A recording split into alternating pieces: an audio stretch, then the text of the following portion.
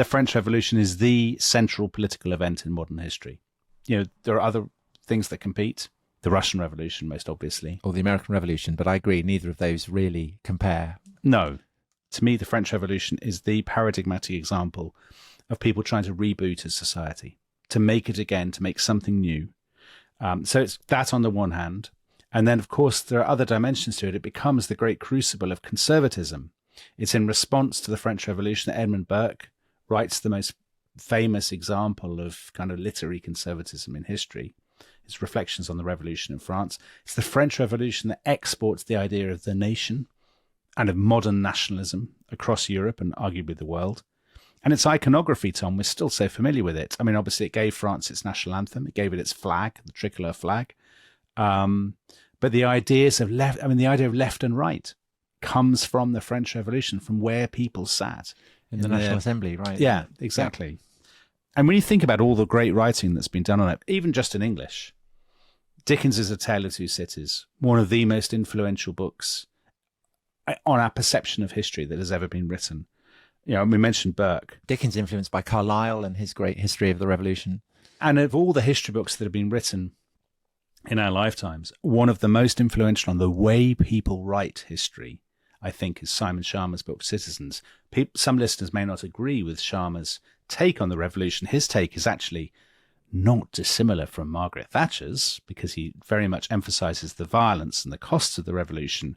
But the way he did it, the emphasis on narrative, and his ability to take unexpected aspects and to take byroads and to make them so richly fascinating and colourful. That's his great genius as a writer, isn't it? Yeah, but that had an enormous impact on other historians. I mean, it's a reflection of the inherent drama and the scale and the sweep of the French Revolution that it has inspired such great writers. So there's Hilary Mantel as well. Her first great historical novel was about the French Revolution.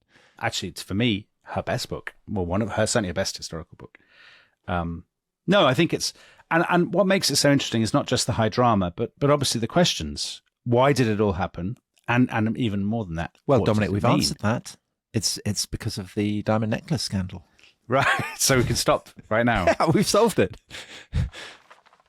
So to be very, very simplistic for a second, if people are only going to listen to 6 minutes of this podcast and they want to know why the French Revolution happened, I think there are three ingredients. One is there is a financial and a high political crisis. Effectively, France is running out of money. Number two, a social crisis. So there's horrendous weather, freak weather. There's famine. There is kind of mass hunger in France. So contingency then. So contingency. Playing a very important role. And then the third thing, which is much more deterministic, is a kind of cultural moment. And I know you'll be talking about this in a subsequent episode. An obsession with progress, with purity, and above all with virtue, and an idea that you can turn the world off and back on again and start again with a clean reboot slate. it. Forget about forget about the record of history.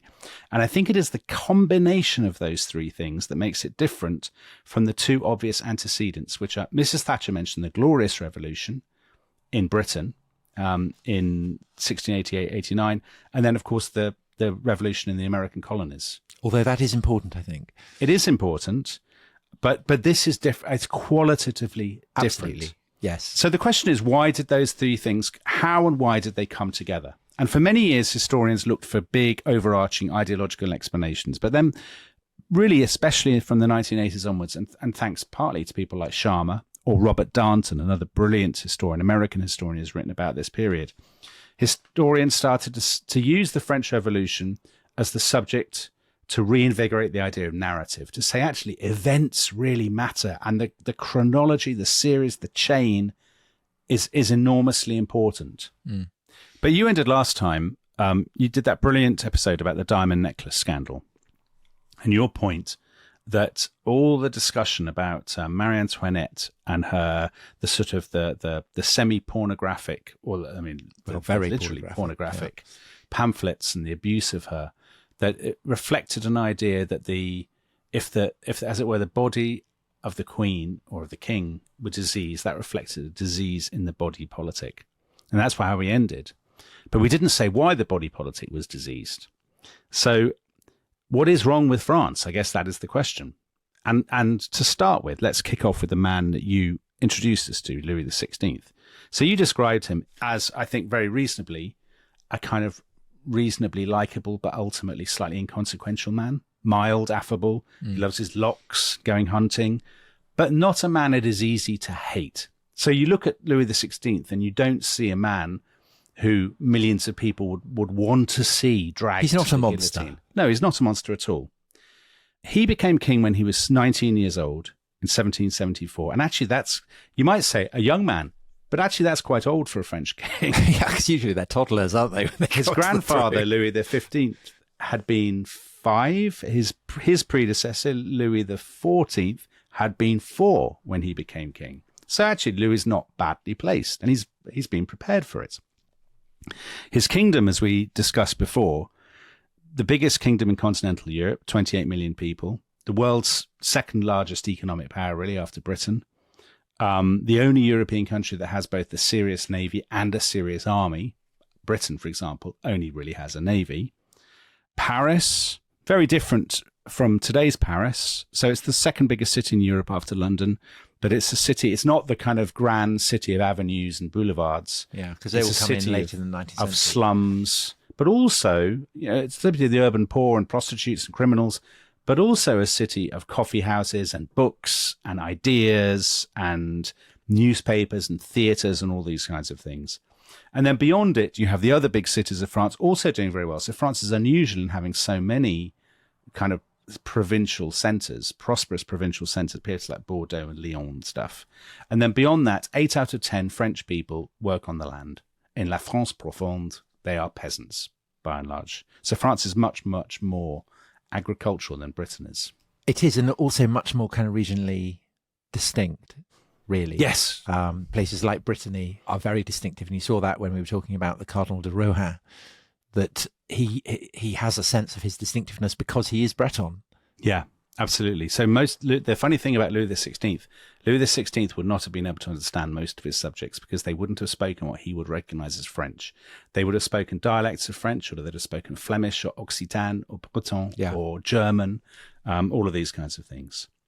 So Louis has been brought up to be king, and we think of him as an absolute monarch. And he had copied out as a teenager a text to tell him that French kings had received from God himself the greatest and most absolute power over other men that has ever been entrusted to one man. But that absolute power is very tightly circumscribed. So first of all, he relies on lots of other people. He relies on judges and nobles and officials. He's got his intendants, they're called the royal officials that they send out to the kingdom. If he loses their support, that's very bad for him. He needs them. Because he does have a famous exchange, doesn't he? Is it 1787, where he basically someone in the Parliament was saying this is illegal, and Louis famously says it's legal because I say it is. But that's a mark of weakness, isn't it, rather than strength, that he has to say that. Right, because France does have other institutions and constitutional conventions, and they are so complicated that nobody really understands them. So his grandfather, Louis XV, in the 1750s, had said, France is such a kind of multi-layered, complicated machine. I'd like to get all this written down on paper so I can make sense of it. And he'd commissioned constitutional scholars to make a compilation of documents. And they came back to him eventually and they just said, we're going to give up. It's not possible. It's much too complicated. Because it's a bit like Britain. It is a massive patchwork of conventions and customs and laws. But Dominic, you said you compared it to a machine. And we talked about how Louis XVI is a great one for tinkering in a workshop. Do you think that this is a frustration to him? That he, as someone who obviously likes contraptions and working out how things function, that the state kind of defies his ability to do that? I think absolutely. Because I think Louis, like other people of his generation, is a product of the mid-18th century. He comes from a different world from Louis XIV. He's an Enlightenment man to some degree. And that doesn't mean he's sitting there reading Voltaire, but it means he's in that, in that context. Things can be solved. Things can be sorted. He's also been brought up, by the way, to respect what he sees as the rights of his citizens. I know you're going to be talking a lot about rights in a subsequent episode. And Louis had written down in his kind of exercise book as a boy that the rights of his citizens were life, honor, liberty, and property. Not so dissimilar from the language of the American tax dodgers, Tom.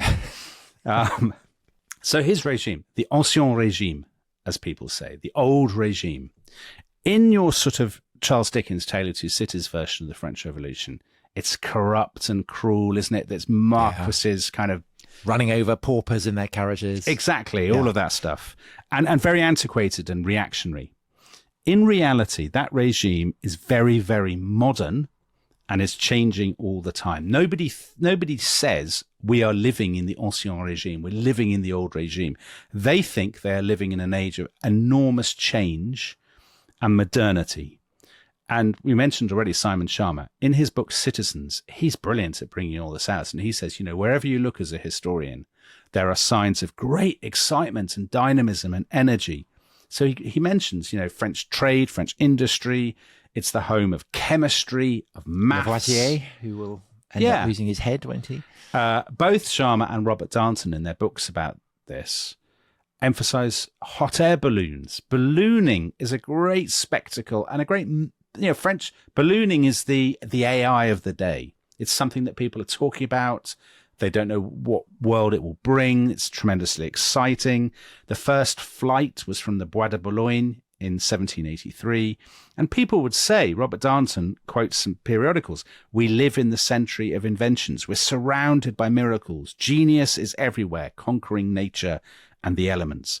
And that's very Enlightenment, isn't it? It's totally Enlightenment. So Benjamin Franklin is a great hero in Paris, and he's a great one for these kind of experiments with absolutely, yeah, because of course the whole American Republic is an experiment, isn't it? So America comes to be identified both with nature and the kind of beauties and simplicity of nature, but also with this idea of kind of progress, of modernity. To what extent is the existence of the American Republic a kind of standing encouragement to people in France to think, we could rebuild in that way? It's a good question. I think people are fascinated by the American experiment. They're curious to see how it works out. People like Benjamin Franklin are very popular in France. But that said, if America didn't exist, the French Revolution would still have happened. Sure. So I don't think it's a direct inspiration, but I think some of the language, definitely, there's a commonality of language between the French and American Revolution. And just going on from that, the Crown's support for the American Revolution obviously will play a key part in its ultimate bankruptcy. Yeah. But is there also a sense that the fact that a monarch is going to the assistance of rebels against another monarch, an example of someone sitting on a tree, sitting on a branch and soaring off the branch? Yeah, I think it probably is. I mean, there are people in the French regime who are very nervous about the idea of doing this. So for that reason? Well, they're more worried about the finances. But I just wondered whether there was a kind of, an ideological anxiety about it as well. Because Louis XVI seems not particularly to have been worried about that. I don't think they're thinking about the American Republic so closely as that, to be honest with you. Okay. I think they're more interested in giving Britain a bloody nose. Anyway, so all this excitement about change means you have two things. You have we have a tremendous sense of possibility on the one hand. We can do anything. We can conquer nature. So what can't we do? And then on the other hand, of course, there are always people who lose out from change. So in this, just to give you a small example, if you're a weaver or an artisan or something, there are new businesses, new industrialized businesses coming up that may put you out of work. And so you would like to blame somebody.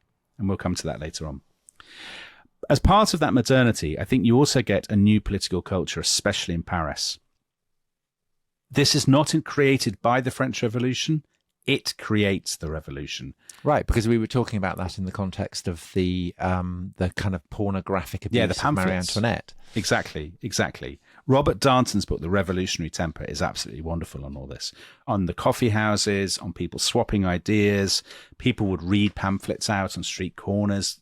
There's a new term which we're very familiar with, created in 1750 to describe this, opinion publique, public opinion. That phrase was not used before because it didn't really exist in the same way. So there's that. But also I think there is also a really important thing, which is a new language that people use to discuss politics.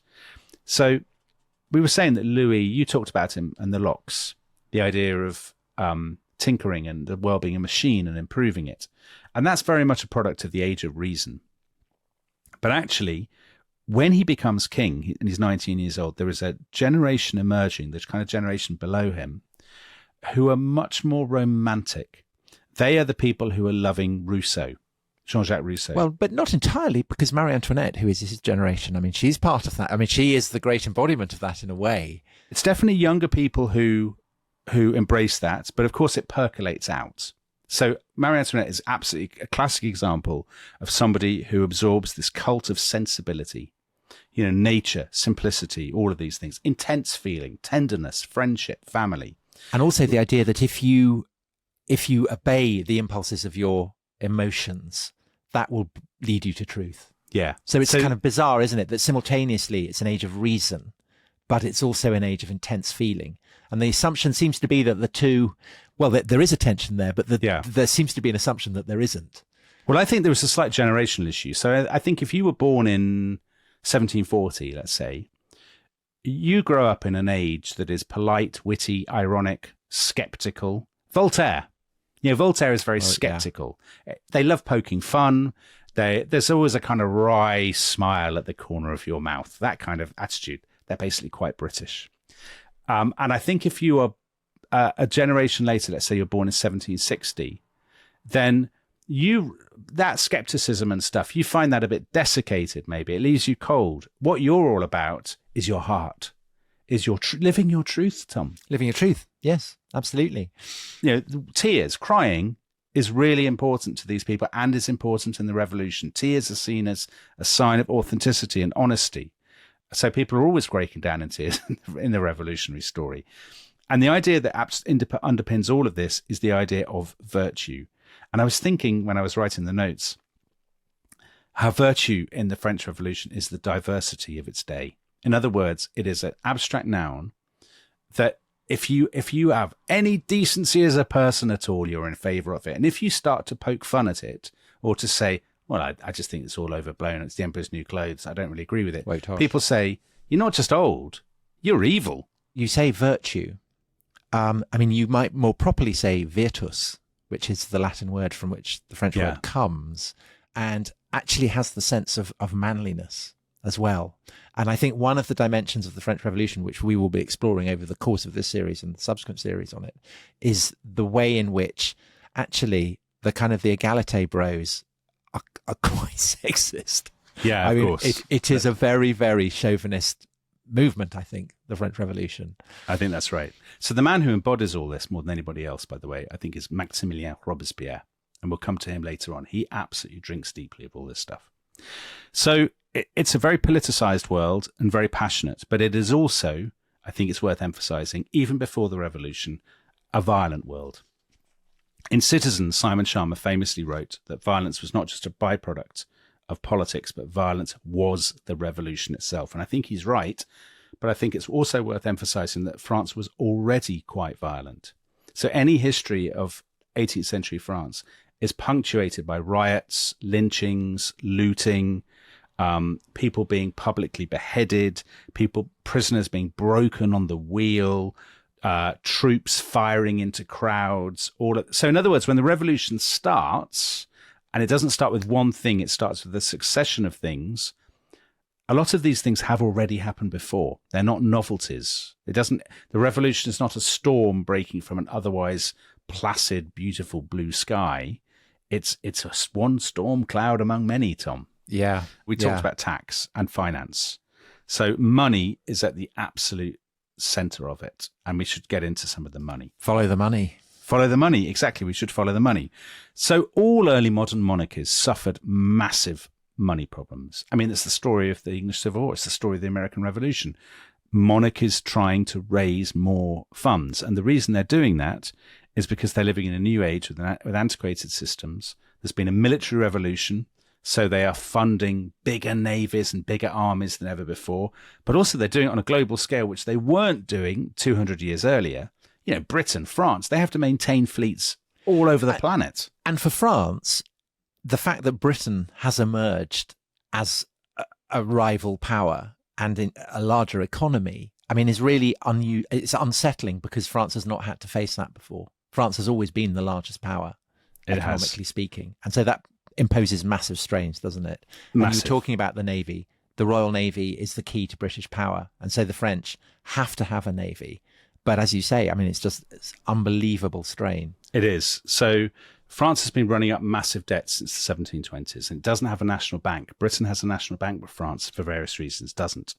So, and France had a kind of traumatic experience with a slightly dodgy Scottish financier, John Law. It's a kind of tulip mania bust. There'd been a massive stock market bust, and that basically turned them off finance. So they distrust the idea of a national bank. You know, that is when the word millionaire is coined. Is that so? Yeah, because so many people become so rich and then they lose it all. Tom, when Theo gives us an absolute roasting for going over sorry. it will definitely not be my fault. Sorry. So even before the American War, France has already got very, very big debts. It's got 2 billion livres in debt. And it's basically spending 60% of its budget servicing that debt, so on interest payments. And this is growing all the time. The interesting thing is that Britain's debt is much greater. Its debt is 3 times greater, but Britain can always raise new taxes through the House of Commons. The government needs no more money. The House of Commons votes for it. Bang, job done. France can't do that.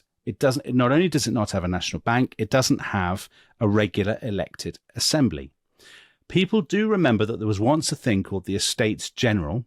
It was last met in 1614, 1615, and nobody can really remember what it was, how it was organised, who voted for it, or anything like that. Is the existence of the British Parliament that is able to raise money, is this something that in the build-up to the French Revolution, people are looking at enviously and saying, why don't we have a system like this? Yes. A lot of the revolutionaries at the beginning basically want to turn France into Britain. They want a more liberal economy, and they want a representative institution or vote tax increases, and they think, bang, that'll magically fix all our problems. And so that's the Estates General. That's the only kind of precedent in French history they have.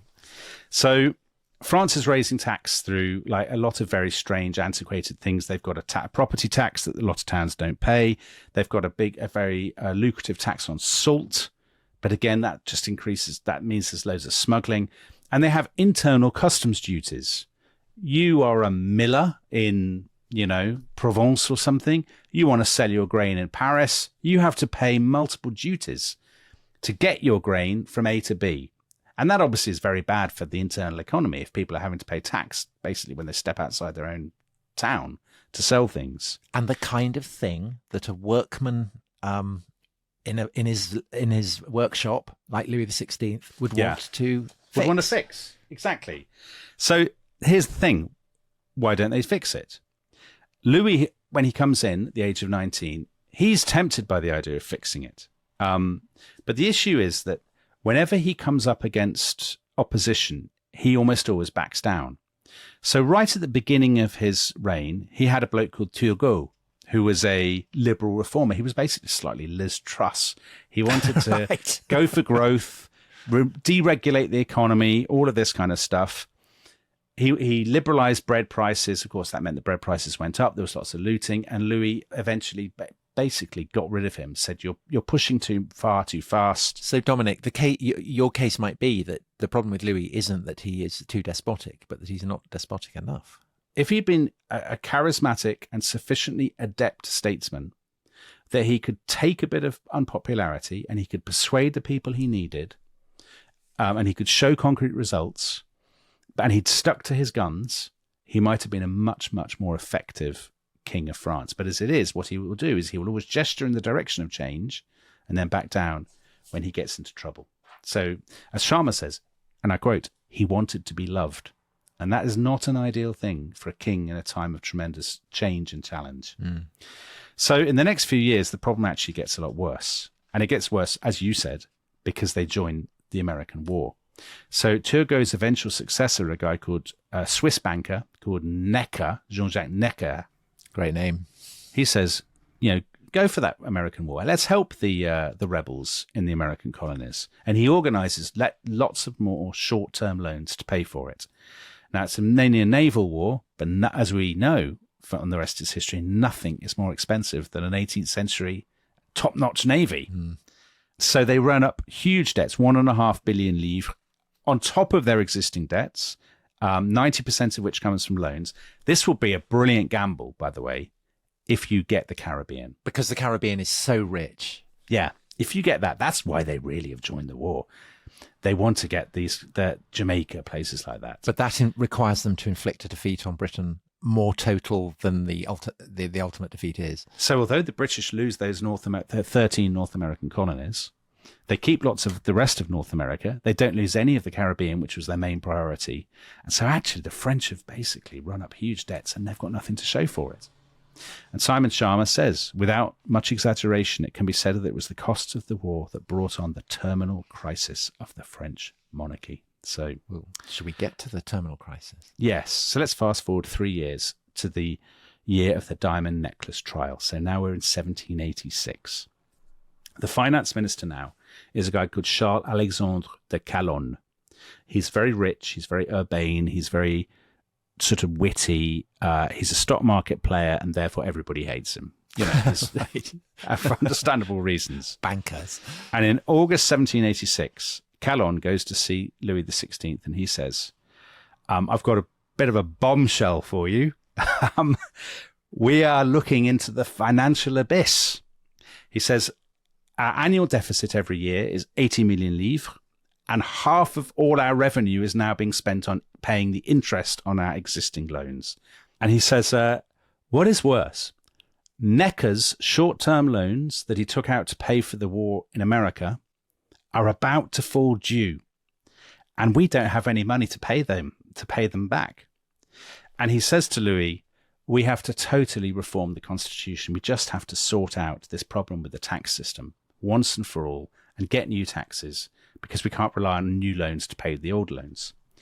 So you may say, well, what is this problem? Why don't they just bring in new taxes? And the reason is, France is a society based on the idea of hierarchy and privileges. So if you are a nobleman or a clergyman, you don't pay tax.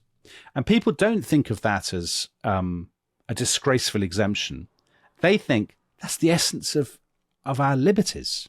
These are our God-given and our ancestral rights as Frenchmen. And it's a source of aspiration, isn't it, for people? Because it is possible to enter the clergy or to become to gain patents of nobility. So it's a kind of incentive to stick with the system. It is. And also people don't like the idea of a uniform system like a machine. They say that is what will destroy liberty. Liberty lies in difference and in quirks and in eccentricities and traditions. And a government that tries to erase that and just to put the stamp of royal authority and say everybody must pay is a despotic government. And we don't want that. We want people to stand up for our traditions. And the people they want in particular are these institutions called the Parlement. Now, confusingly, they're not parliaments. Right. So these are the ones that the Parlement of Paris that the Cardinal de Rohan opted to be tried by rather than the king in the previous They're courts. episode. They're high courts, basically. Yeah. And around them, so the Parlement in Paris, around them, it employs hundreds of people, clerks and stuff. It's got its own kind of quarter of the city. There's a whole kind of community of lawyers and notaries around it. And people invest it with tremendous, it's culturally very meaningful. People invest it with a lot of significance. The parlements, these high courts, when the king introduces an edict, they have to register it.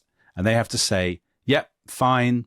It doesn't contravene the rights of French people that you as a king have sworn to uphold. And what's happened, there's a pattern that basically since the 1750s, Louis XV and then Louis XVI have asked the Parlement to approve to register new taxes, and the Parlement has bitterly resisted.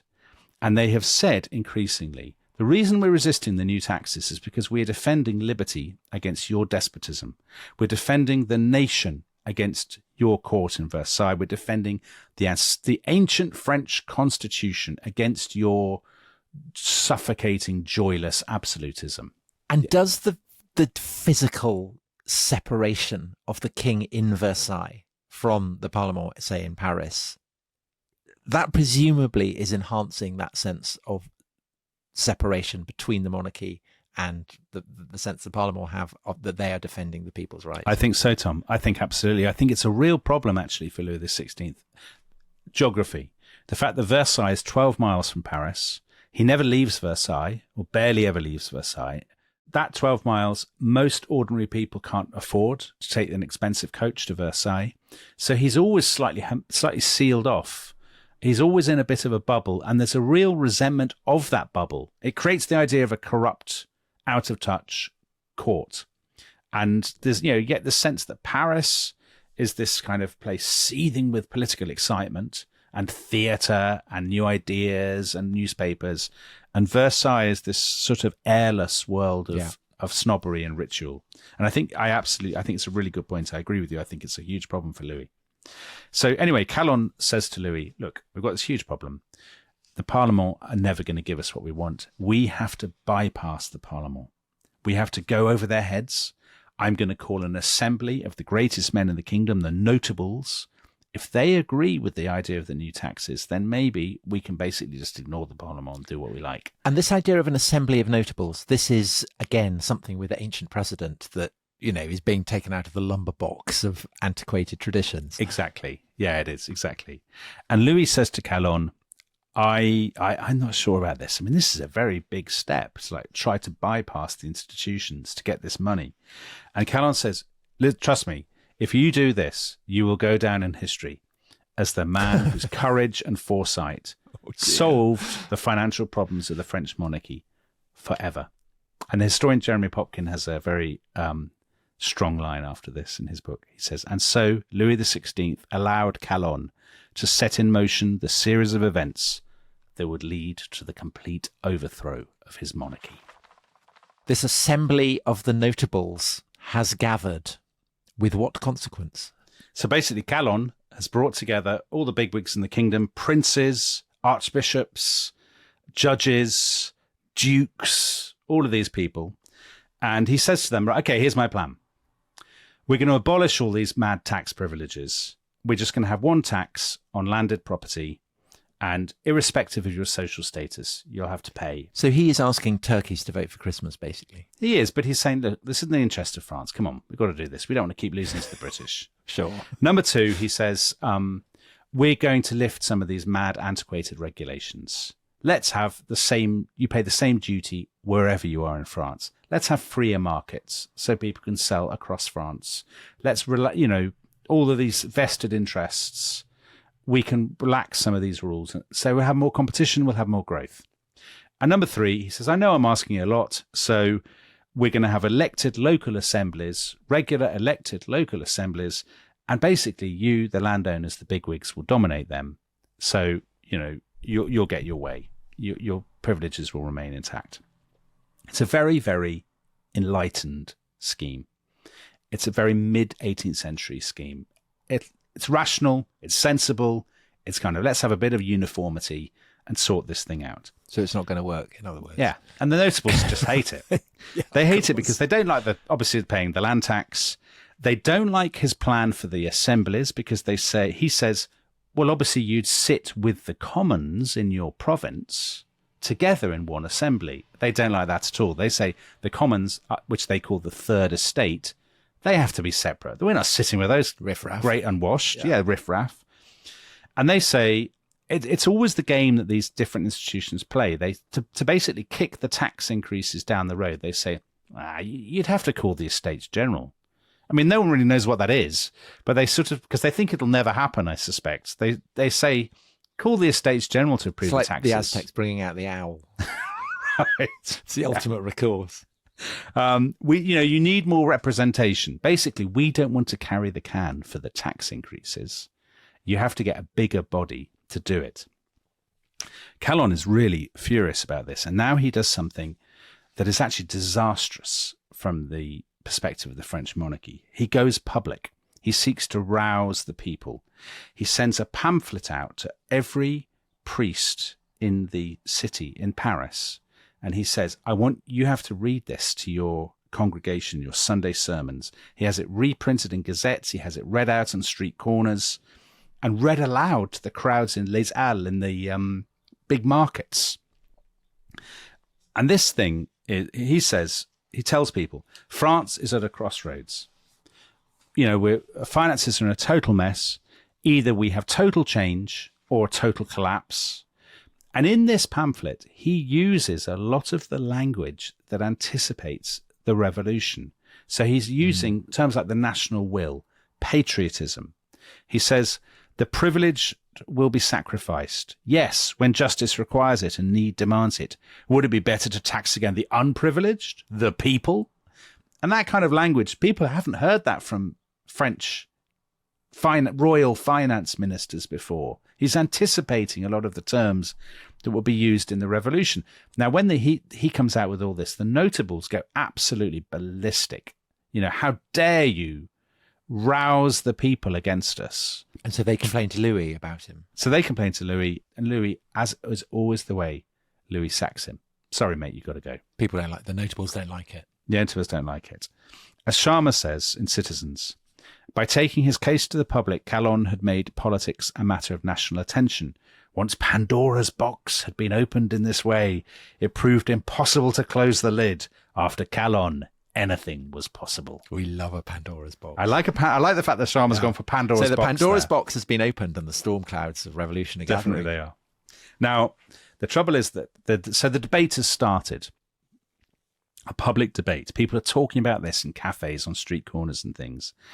And as amazing as it may sound to many listeners, most people take the notable side, the side of the very privileged people who don't want to pay more taxes. So Robert Darnton quotes journalists of the day. Our notables, which were thought to be puppets or courtiers, are for the most part well-informed patriots who know the true interests of the nation. Because the one thing that people are really worried about is not the fact that nobles don't pay taxes. It is they have a dread of an overweening autocratic monarchy.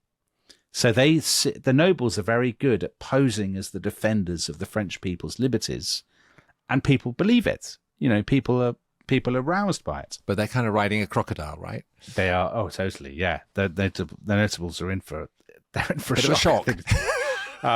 So now Louis has to find a new finance minister, and he says, "Well, what I'll do is I'll get one of the notables to do it." I mean, that's quite a canny idea.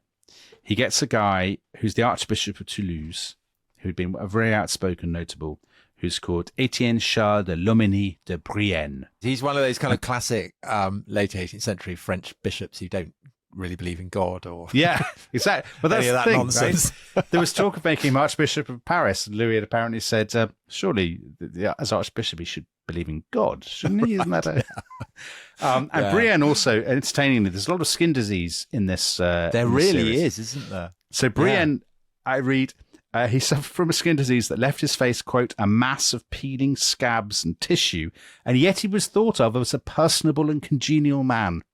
So that says a lot for his personality. It does. Well, so we've had Louis XV, who died with his face covered in pustules, and we're going to be meeting Marat, aren't we? Who, Mirabeau, the ugliest man in France. Mirabeau, yes, his face. Well, yes. So lots of big figures with unpleasant skin complaints. Yeah. So Brienne had been an opposition figure, and he had said, like a lot of the notables, I think Calonne's stuff about the deficit is balderdash. I don't think there really is a deficit, actually. Let's have a look in the books and just check. When I look in the books, God, there'll be loads of money. And he looks at the books. He says, well, Calonne, it's true. Calonne wasn't telling the truth about the deficit because he wasn't. It's not 80 million. It's 140 million. Oh, God. And so actually Brienne then has to go back with his skin complaint to his old chums in the notables. And he says, actually... You know, guys. Actually, we do need new taxes, and he wants a land tax and a stamp tax. What could possibly go wrong with a stamp tax, Tom? There's always very successful wheeze. And the notables say yet again, no, we don't like this. You know, you will have to call the Estates General if you want new taxes, whatever it is. You have to call it. So they scrap the Assembly of the Notables. So we're in 1787. And Louis is very, very depressed by all this. So there are accounts of him saying, you know, he's basically spent all his time now going hunting and drinking and eating because he realizes... Well, I mean, it's amazing that he can go hunting because he's, by this point, got incredibly obese. So you pity the horse that has to carry him. He's getting very fat. He is very fat, but it's a sad fat, Tom, not a jolly fat. Oh, definitely. He's not a jolly man. No. He's a sad fat man. He's a sad fat man because he's... I think he can see that this is going to be really difficult. Well, because what options does he have? Terrible. Every option is bad. So Brienne and Louis get together and what are we going to do? They have two options. One is they could just do what everyone says and call this a States General.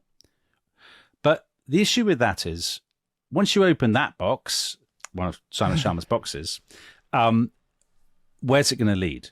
Like, will they have to have a constitution? Will they demand more power? Will you basically be reduced to being a British constitutional monarch? And Louis doesn't really want that for obvious reasons. I mean, why would you? You'd want to keep as much power as possible.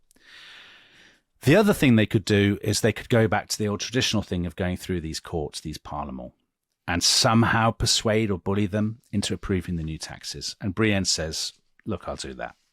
So he goes to the Paris Parlement, summer of 1787. How about a stamp and tax? How about a land tax, lads? And the Parlement of Paris say, no way. And they reject them in groundbreaking language. They say, the days when kings just ask for taxes are gone. Like, absolutism is over and the king must be governed by the law. The nation must give its consent to new taxes with regular meetings of the Estates General. And for the first time, they use a word to describe their fellow Frenchmen that had not been used before by such institutions. They don't call them subjects to the king. They call them citoyens, citizens. But the thing that's amazing about this is that it's in defense of nobles and clergy not paying tax. Yeah, it is. All this kind of language that will be used in the revolution that consumes both the church and the nobility is first being used to defend the privileges of the church and the nobility. It is. It's bonkers, isn't it? And I think there's two things there. One is that there's a degree of self-interest, obviously. But the rules are also the idea that all the nobility are like this sort of Dickensian vicomtes who are like whipping their peasants and forcing themselves on sort of poor women and stuff. A lot of these people are actually quite liberal. They have absorbed the language of the Americans, of the American colonists, and they genuinely believe in the Estates General and they actually do like the idea of a British constitutional monarchy. And we talked about one of them in the previous episode, Philippe, the Duke of Orleans, whose Palais Royal in the centre of Paris is the great centre of free speech, of the pamphlets, and will be the centre for the Jacobins. Yeah, exactly. So there are people who genuinely, it's partly self-interest, but there are people who, I mean, let's not pretend that there aren't people who genuinely believe this and really do think that this is a great way, that making a huge fuss about these taxes is a great way to get what they want in the long run, which is basically the British system, the system that had been advocated by the great Enlightenment writer Montesquieu. Let's have that in France, separation of powers, a proper legislature, all of that, prime ministers, all of that kind of stuff. Anyway, Brienne is outraged that the Parlement has rejected his plan. And he now does a couple of very, very drastic things. First of all, the Parlement is exiled to Troyes in August. And literally it is sealed off by the Swiss Guard, by an elite unit of the French army. And they're all basically kicked out. And the reaction to that in Paris is total bedlam. So if you had a time machine, you went to Paris in 1787 and you got out, you would think that your coordinates, you're wrong. Settings wrong.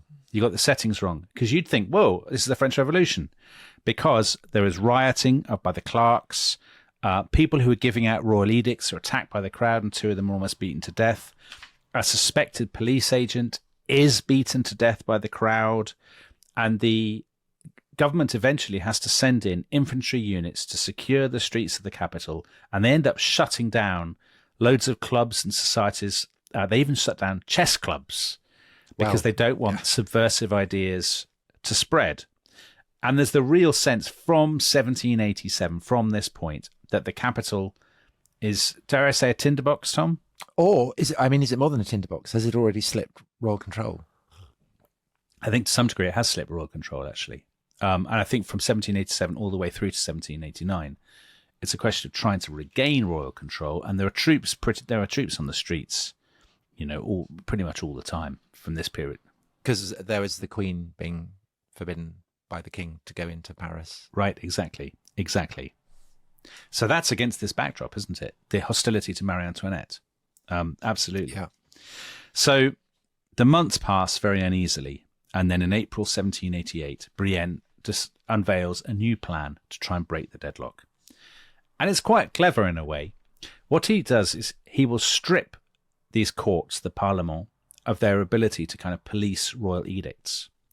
He will beef up the powers of the courts below them, the lower courts. They'll take over a lot of the Parlement's power, and there'll be a new court set up, a plenary court, which will approve royal taxes. And obviously he will stuff that court with his people. And the Parlement will just be reduced to basically arbitrating disputes among the nobility, which is a pretty pitiful kind of thing for them to be doing. And again, there are massive riots in Paris. There's great outpouring of rage.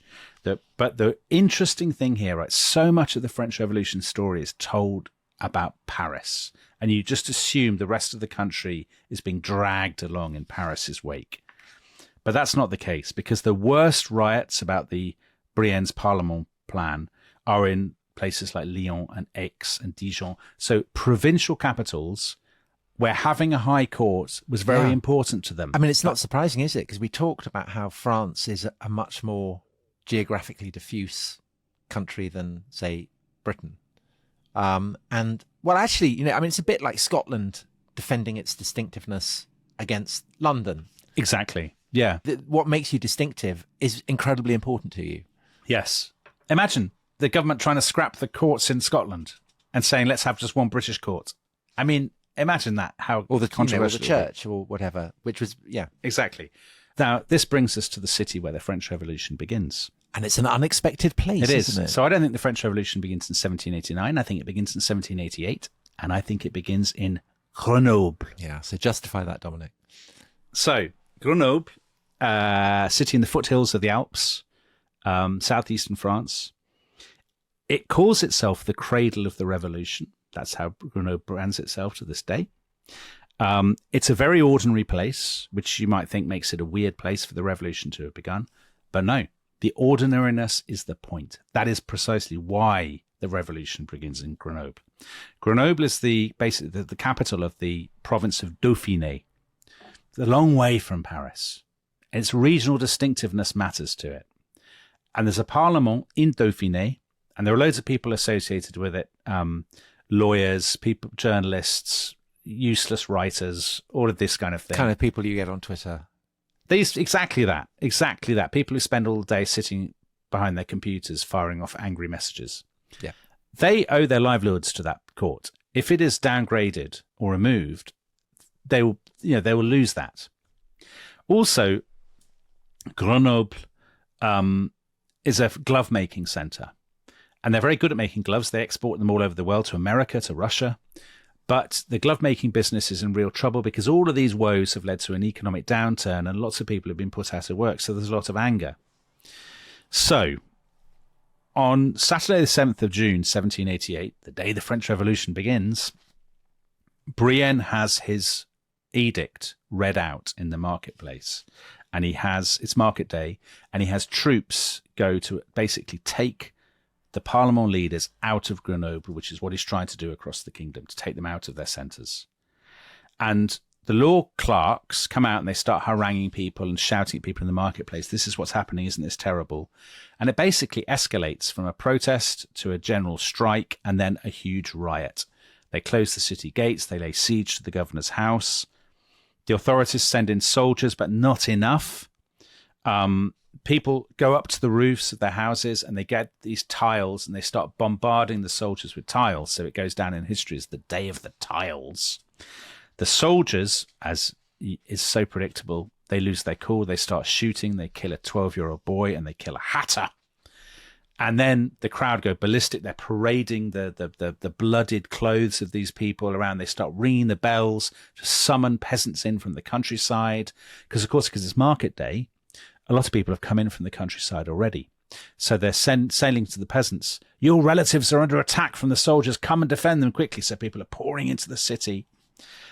Basically, the mob seizes the city. They sack the governor's house. Tom, you'll be gutted about this. They ransacked the governor's natural history cabinet. I saw that. Yes. And they took a stuffed eagle. Yeah, I suppose you can't make an omelette without breaking eggs. Well, of course, as famously as it's been remarked on this podcast, they do not actually make the omelette. So basically, there is an intra-elite attempt to kind of grab the levers of power. But essentially, that fight between the kind of rival sections of the elite has been overtaken by a mass uprising. Yeah, it has. And actually, Simon Sharma is absolutely brilliant on this. It's one of the many, many fantastic insights in his book. And we shouldn't make this the Sharma fancast. But he points out the judges are carried aloft by the crowd, the Parlement judges. But he says it's not clear at this point. You know, are they the leaders? They're not the leaders of the riot. They're more like it's kind of its trophies, a bit like the stuffed eagle, but they're also kind of its prisoners. Right. And this is something that will happen again and again. So, I mean, looking ahead, it's an experience that the royal family will soon be experiencing. And some of the older judges are very anxious about this and end up actually leaving the city. They don't want to be associated with this. But there's a younger generation who are enthused and actually see in the disorder and the collapse of royal authority a chance to lead, to profit. And the classic example of this is a guy who I think is, you can argue, is the first true French revolutionary leader. So he's a young judge from Grenoble, and he's called Joseph Mounier. And he is just such a perfect example of a French revolutionary leader. He's the son of a cloth merchant. He's upwardly mobile. He's 29, so he's young, as so many of them were. And he's a lawyer. Yeah. They're all lawyers. They're all lawyers, aren't they? They're all young lawyers. And he's really ambitious. They're basically like our Athelstan members, Tom. They're young lawyers of the Rest is History Club. French revolutionaries in waiting. So he has bought the office of a royal judge, and he has actually become he's on the lowest possible rank of the nobility. And isn't that always the way, classically, in a revolution, that it's the people, it's not the poor, it's always the upwardly mobile who haven't got quite upwardly mobile enough. Exactly. And he sees this as a chance to jump up the ladder and to turn the ladder into his ladder. So he convenes a huge meeting on the 21st of July, 1788, outside Grenoble at the Château de Vizelle. The Château de Vizelle, if you go there today, it is the world's only museum of the French Revolution, and there's a reason for that. Because you can argue again, this is one of the absolute places where the French Revolution began. Well, a year before if you have the Grenoble Tourist Board. If you're the Grenoble Tourist Board, exactly. And at this meeting, he says, listen, we want free elections. We want the Estates General of Dauphiné, each province to have its own Estates General. And when that's going to meet, and when that meets, the third estate, the Commons, should have the same numbers as the other two estates, the Lords and the clergy put together, and they should all sit in one chamber, not multiple chambers like they have in Britain, Lords and Commons, all one chamber so that the Commons can dominate. In other words, majority rule, the general will dominate over the privileges of the old order. And a lot of historians say that is so groundbreaking and seismic that is the true kickoff point for the revolution, the chain of events that will lead to the revolution. And there's two other things that I think are really revealing about that meeting at Vizelle. First of all is the language is so 1793. It's all about patriotic fire, sacrifices. The law should be the expression of the general will. But the other thing is there is a darker side to it. So this, for the first time, these people say our opponents we are patriots, but our opponents are traitors to the patrie, and they should be treated accordingly. Because there's a kind of incipiently totalitarian quality to saying that you are the embodiment of the nation. Definitely there is, Tom. Because if you are the embodiment of the nation, your enemies therefore aren't, and by definition are traitors. Yeah, I totally agree with you. I totally agree. Now, of course, you can say there's a great irony here, that actually even Mounier and his friends have not really understood what happened in Grenoble that riotous day. They think, because they've been chaired aloft by the crowd, they think they're going to control it. And they are, of course, dead wrong. And some of these people are going to end up dead, literally dead. But I think what makes it so revealing is that it is indicative of this change in the language and the sentiment, that is happening in 1788. Previously, all that stuff was about the old liberties of the French, that the government, a modernizing government, is trying to squash. But in 1788, you can see that language changing, and people are now saying, let's actually do something new. Who cares about the past? We can use this opportunity to draw up a new constitution. Sharma gives a brilliant example of a lawyer called Volney, who wrote a journal called The Sentinel of the People.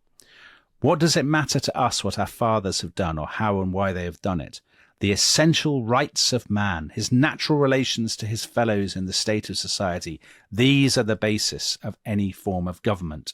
So in other words, that they're going to take that, the idea of starting again, and they take the passion, the idea of virtue, all of that.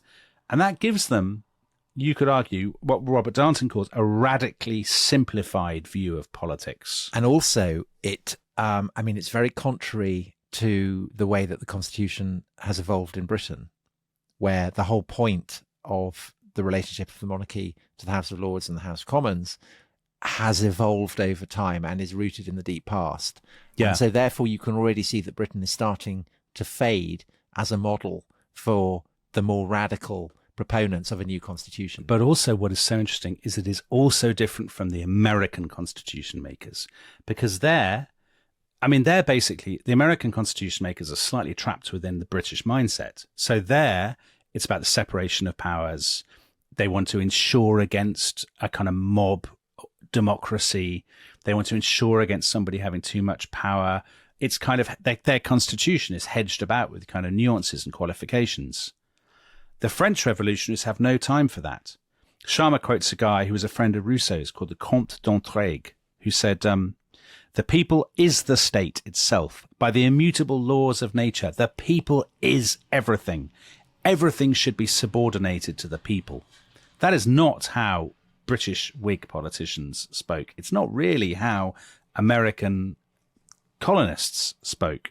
This sense of, it's very simple. There's us, the side of virtue and patriotism and liberty, and the nation. And then there's them, despotism and depredations and corruption and all of that sort of stuff, and traitors. So right there, even before the fall of the Bastille, you've got the lines being drawn very starkly.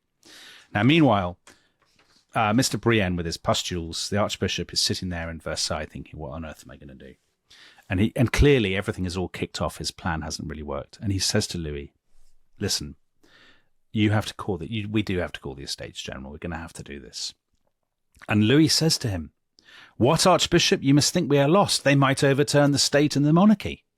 And Brienne says, I'm afraid we have no choice at all. So in the second week of August 1788, they go public and they say, we're going to call the Estates General. We'll figure out how it will work in due course. We don't really know what the rules will be, how it will be elected, but we will call it all the same. What could possibly go wrong? And then, against this background, a massive development.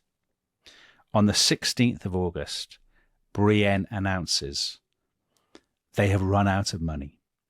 They have been surviving all this time on loans, but the royal treasury is virtually empty.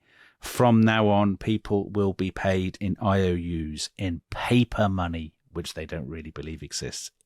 In other words, France is bankrupt. Well, Dominic, what a cliffhanger. So in the next episode, the Estates General will be meeting. The revolution will be beginning, or you could, if you accept that it's already begun in Grenoble, it will be continuing. And if you just can't wait to find out what happens, you can hear it right now by joining the Rest is History Club at therestishistory.com.